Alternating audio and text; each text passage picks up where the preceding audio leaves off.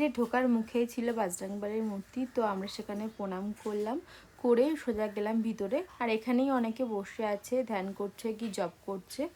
আর মন্দিরের পরিবেশটা যে এত ভালো লাগছিল না আমাদের সবার। আর সেই দিন ছিল মেঘলা ওয়েদার, তো খুব সুন্দর হাওয়া দিচ্ছিল। আর এই দেখো রাধা মাধবের দর্শন তোমাদেরকে করিয়ে দিলাম। মূর্তিটা দেখে একদম মন ভরে গেছিলো আমাদের।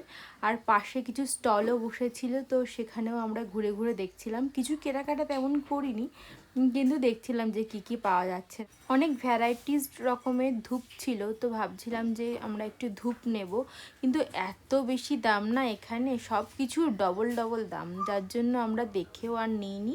এই রাধা মাধবের ছবিগুলো বেশ ভালো লাগছিল, কিন্তু সব কিছুর অতিরিক্ত দাম বলছিল বলে আমরা আর কিছু নিলাম না। আর এর পাশেই ছিল একটা মিষ্টি স্টল, অনেক ধরনের মিষ্টি সেখানে ছিল।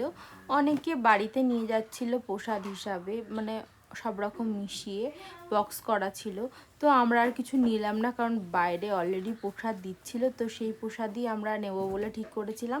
বেরোনোর মুখে এখানে একটা স্টল দেখেছিলাম, তো সেই স্টলের মধ্যে আমি আর সোনা গেলাম। এখানে কাঠের ব্রাশ, অনেক রকম ঝুড়ি, বাস্কেট বা ব্যাগ, আর এই আসনগুলো খুব সুন্দর আসন, ওরা নিজের হাতেই তৈরি করে মনে হয়।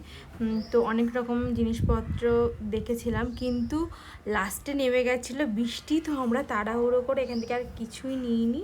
তারপরে চলেছিলাম মন্দিরের বাইরে, সেখানে বেরিয়ে দেখলাম যে প্রসাদ দিচ্ছে ঠাকুরের, তো খিচুড়ি প্রসাদ ছিল, সেটাও নিলাম।